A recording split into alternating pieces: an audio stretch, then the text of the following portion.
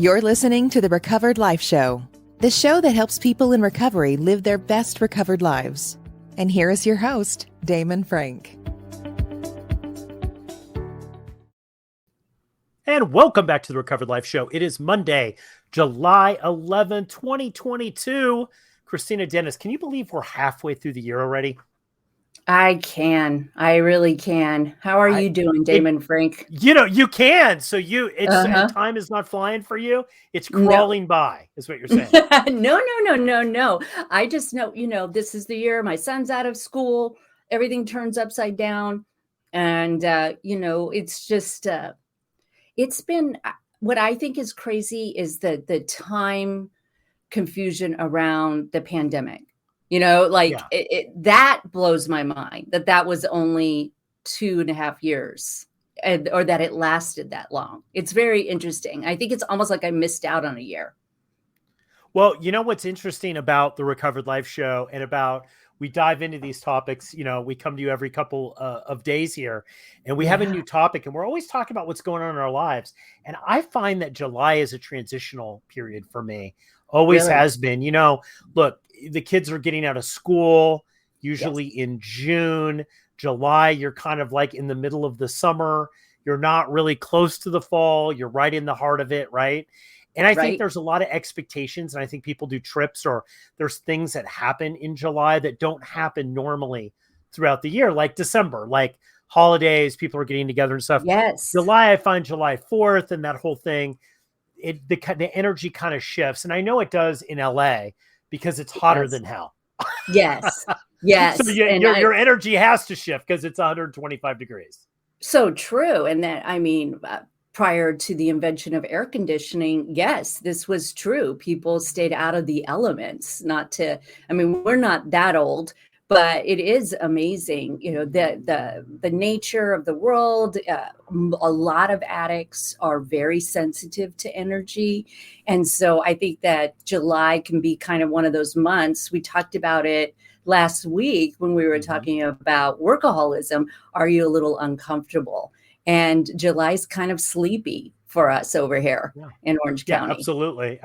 And people do sometimes put a little pause on work and they do plan a vacation in mid-July or so. So it's we've got an interesting topic today, Kristina. Yes. Because, speaking of kind of time and relaxing, we've been talking about things on the Recovered Life Show that normally people don't talk about. Maybe they'll skirt a little bit. They'll say, I'm not happy in a 12-step group. Maybe they'll go that far, or I feel uncomfortable about something, but they won't come in and say, hey, I have a hard time relaxing, or I don't know, in this case, what my passion is.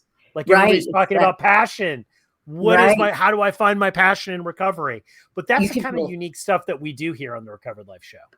I feel like you're describing rudderless and how that can feel like we're floating. Before we get into it, I want to thank everybody who has continued to like, share, follow us. We so appreciate your support. Make sure you leave a comment. Let us know what you'd like to talk about. Also join our community. We have a full-on awesome community off of the podcast. You can find it at recoveredlife.us. You can join completely free, become part of the network, use the network to connect with people. We talk about these kinds of things further on that app and on an app called Volley. And so I really hope that people will also join that and let us know what your thoughts are. Lots of free content over there, lots of exclusive information, free coaching, and you just get to meet a lot of people. So make sure you visit that. So important. It's great because as soon as you become a member on Recovered Life, we invite you to the Volley community. Right before I went on today, right before we started the show, I sent a Volley to somebody on Recovered Life. So we use it all the time. We're constantly interacting. And if you feel that you need to be part of a bigger recovery community, Recovered Life is for you. Kristina, I'm telling you, this is exciting. You can even see I'm hitting my mic here. Yes. We're talking about how to find your passion in sobriety. And I have to tell you, when we first discussed this topic, I said, really? Are we going to talk about passion? Yes. I'm a little cynical. I wanted to talk about the cynical part of this because if you are, when I first got sober, I these kinds of comments, these kinds of conversations, I used to want to run from them because I didn't understand how. I didn't even think I had the option to find it. And I thought they were too squishy, too emotional. I kind of prized myself in black and white thinking. And of course, now I can be really compassionate toward that, Kristina, because that was how I was surviving. But yes, it's important that you find out what your passion is. It's important. And I think it's important to talk about what exactly that means. There's a lot of literature out there. There are a lot of life coaches out there. There are a lot of people saying this is how you find it. But I'm dying to know, Damon, if you think you have a passion and what it is. I do, but I will tell you, I thought about this because I thought, wow, it's a little too like granola bar for me, honestly. Mm-hmm. I have to tell you, because I find, I'm one of these people that I'm all about action. So I'm like going, yeah, we'll just find it and just start getting into action. But that's not necessarily true with passion. Right now, I'm going to tell you something. I don't think I was confused about this in early recovery. Right. And I think I was misled because I thought I had to find a passion. Like aquatic sea turtles is my passion. Exactly. Or knitting is my passion, right? And I found that I do believe it is important in recovery, because I think if you don't have something that drives you, I think you're going to get boredom. And if you hit boredom and your life isn't, if you can't fill your life with enough excitement, internal excitement about being optimistic about life, that eventually it's going to put you in a bad position where you could drink and use again. I do feel that. So I think it's important to find it. But here's what I'm going to say about it to answer your question. Yes, I believe that I have found my passion, but I believe that that's been many things over the course of being sober. I've been passionate about horseback riding. I've been passionate about work projects. I've been passionate about family projects, right? And things I'm doing. I've been passionate about a lot of things. I don't think it's one thing necessarily. For me personally, I feel like I've been, since I got sober, the day that I got sober, I've been in a constant, how can I say, reinventing myself stage. I'm constantly reinventing myself. And that's a good thing, by the way. And passion is part of that, Kristina. So I think the answer is yes, I have, but it's been many things. Yes. And isn't that, I mean, I was curious, I maybe should have done a little search about what the turn of phrase is and what it actually means. To me, being passionate is more important than a passion. It's that verb. And I think that's what you just described. And when we numb ourselves off, that's the problem with selective numbing. It dulls passion too, right? It dulls that zest for life. And there's also,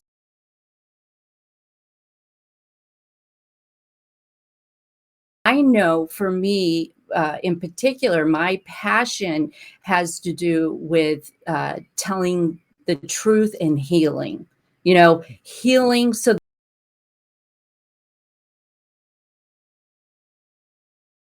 autism advocacy. That was a period that I spent a good 10 years helping other people that got new diagnoses. It's obviously about recovery.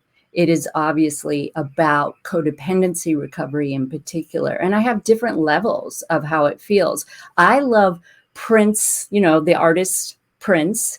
He used to say that he was an instrument of increase for others.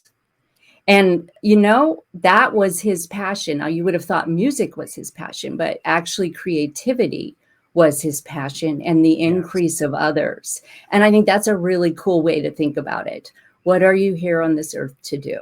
Well, this is interesting because I think that I call this world-class skill in my coaching. I do a lot of accountability coaching, high performance coaching, and I think everybody has a world-class skill. I will tell you something. I have found a pattern, though, with people in recovery, that it always has to do with service for the most part. Serving others or being of service is this magic molecule that's mixed into what your world-class skill might be or your passion might be, that really catapults people in recovery to new heights and new levels.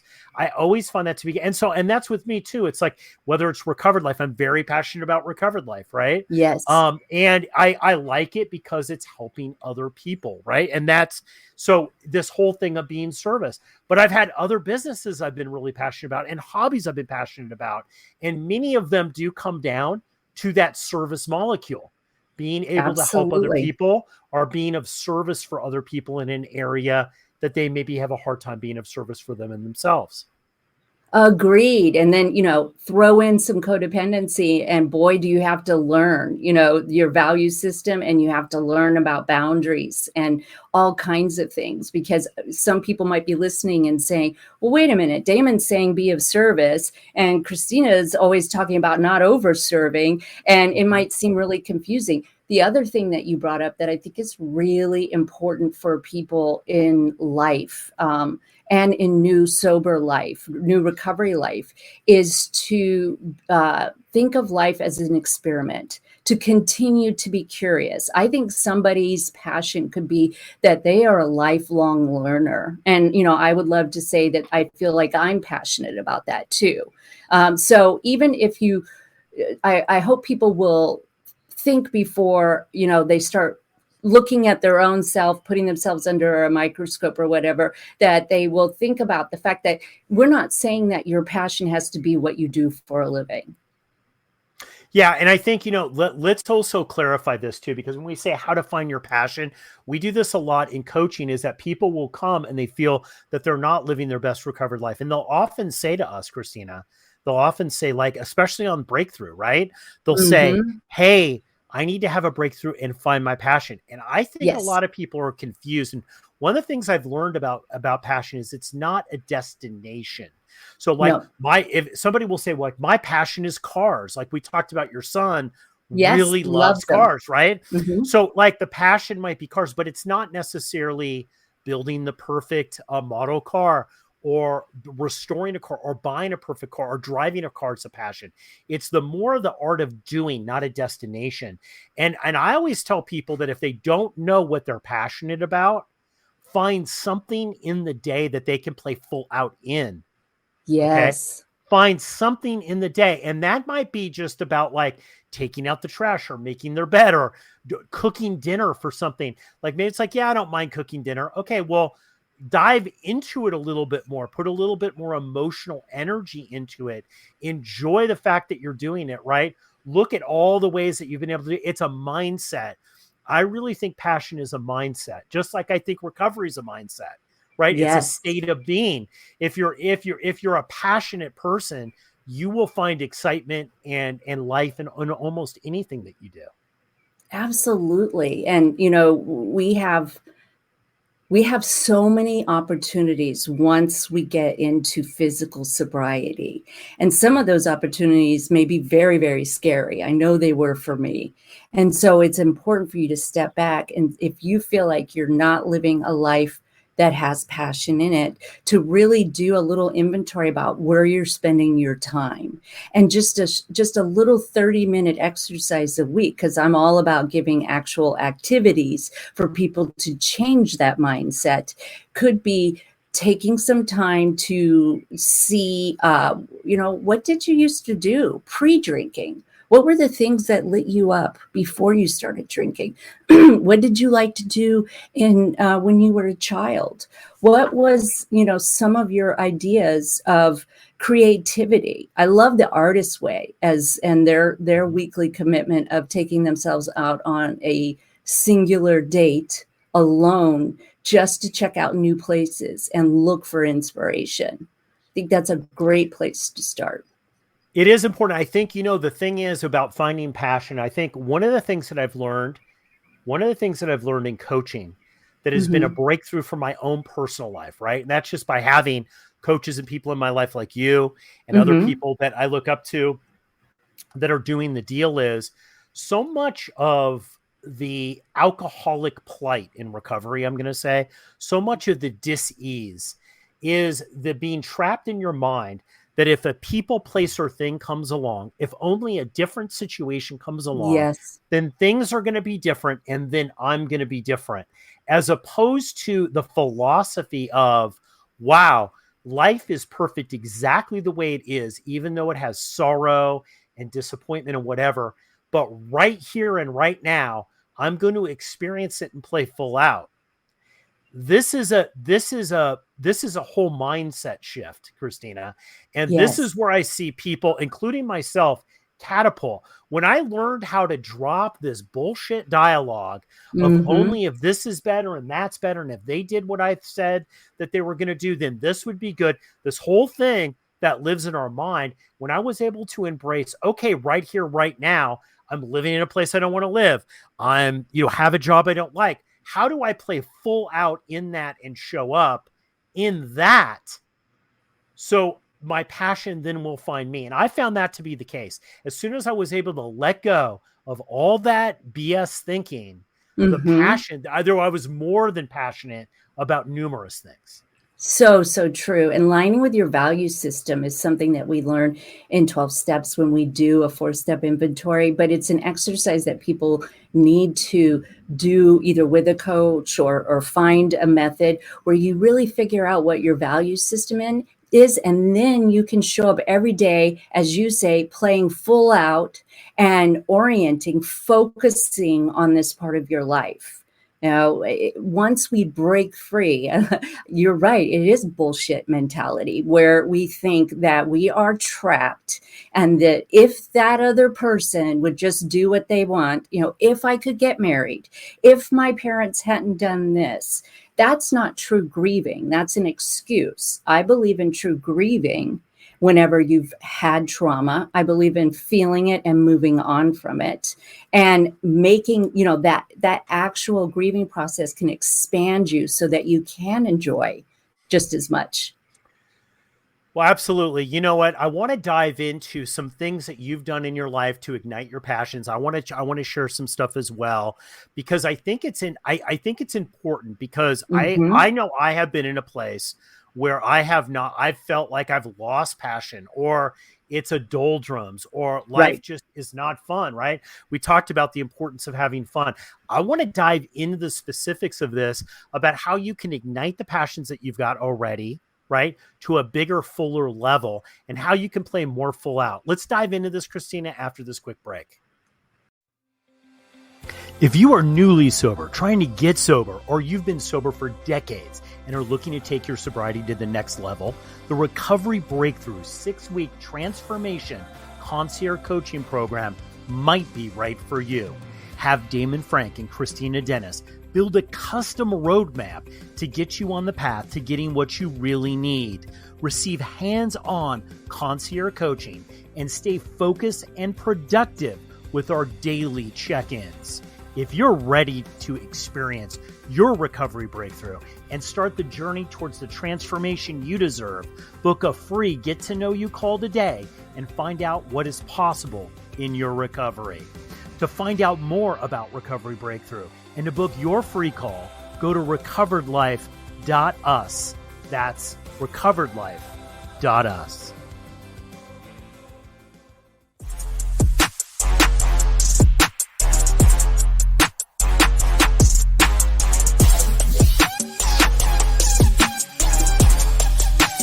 You're listening to the Recovered Life Show.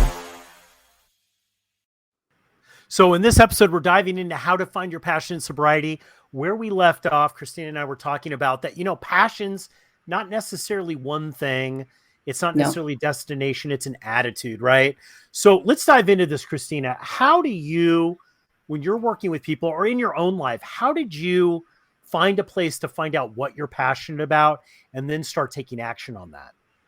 Absolutely. Well, I will tell you that about age 36, 37, my son was diagnosed. I was doing everything I could do to help him. I was an advocate. I really felt like if I gave, that somehow he would be better. I still believed in that cosmic, negative checks and balance system. And since then, obviously I wasn't in acceptance. But I remember, through my own coaching and through other people, really sitting back and saying, what is the one thing that I would want to do, whether I was paid for it or not? whether, how would I want to spend my life? And I took some time really thinking about it because I had done very well in corporate world. I had, been very well compensated for it. Then I was helping with recovery clinics for autism and doing that, but I still knew that I wasn't living in my true self, which is what I equated to my passion at that time. And I remember sitting down and taking agency with my thoughts and feelings and becoming incredibly self-aware, and knew that the moment I felt the best was when I was sitting across the table or across the screen from somebody else who was healing and becoming alive. That nothing made me feel more alive than watching that other person grow and feel alive. And so even though autism was near and dear to my heart, helping families, sobriety is very near and dear to my heart. It was that personal growth, that personal breakthrough that I knew I would have to be doing for the rest of my life. And that's when I made a decision to become a full-time coach, and I've never looked back. It has been one of the best things for me. But not everybody has that same thought. Not everybody does it turn them on. And so I want people to kind of decide that you're going to start doing some research and staying very, very open. To me, it was a very spiritual experience where when I asked through two-way prayer, I started seeing everything light up when it came to this career. It's so important, like I know for me, I've said it a lot of times on the show, I'm a builder, I'm a catalyst. Mm-hmm. I know that that's my role, that's where I always shine.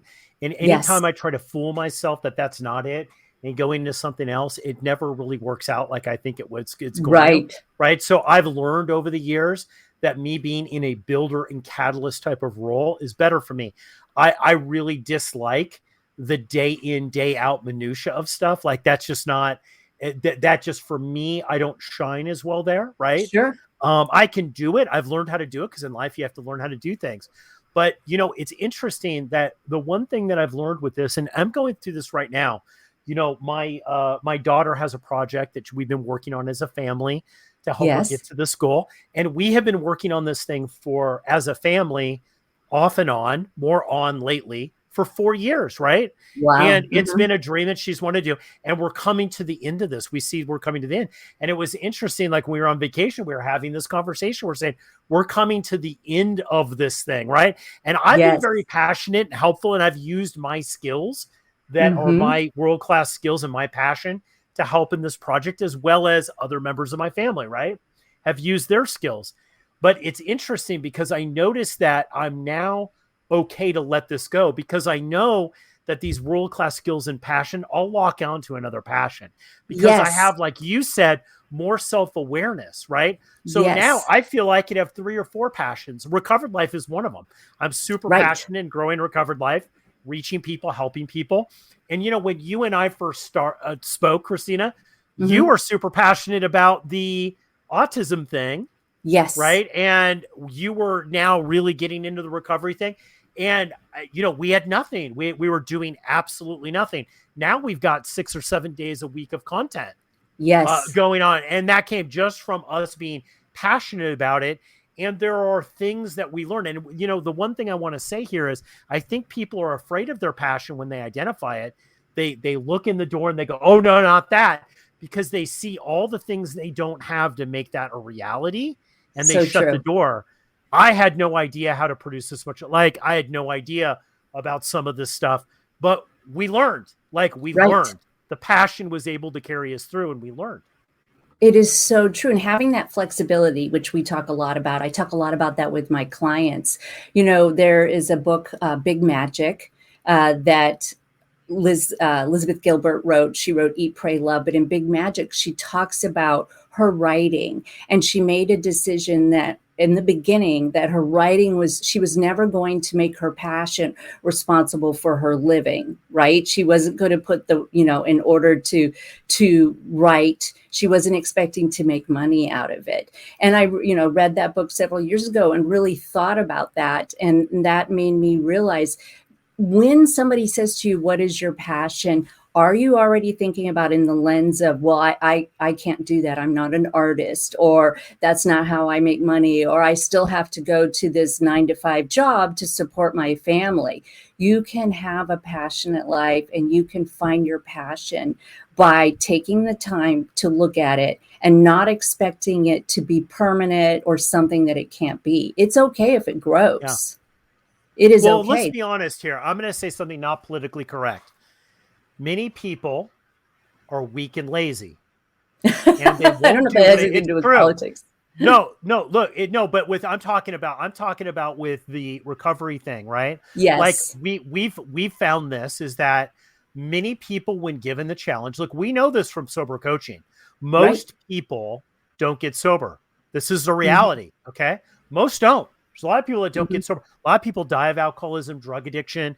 They live unhappy lives and codependency because they see it. They're afraid of it. They shut the door and they try to get through the day. And the days Yes. end up into weeks, weeks end up into months, months up into years, then decades, then they're dead. Right. Yes. And that's the reality. It's like it takes courage to live in passion. It takes Right. courage to get sober. It does. And people who, and I love this because you and I talk about this all the time, saying, oh, getting sober is easy. Yeah, I don't think so. Mm-mm. That hasn't been my experience, that it's easy for alcoholics to get sober. That hasn't been my experience. It doesn't No. have to be hard, but I haven't found that it's like a cakewalk for people, right? It takes a lot of courage to do it. So I would say that people are at the door right now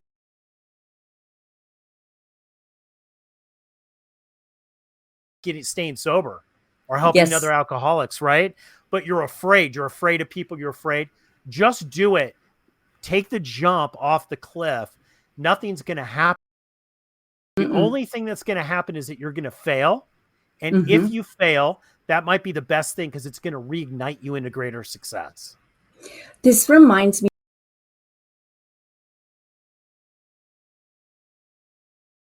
can kind of be like put on that too. Well, I don't know, or it hasn't shown up for me yet.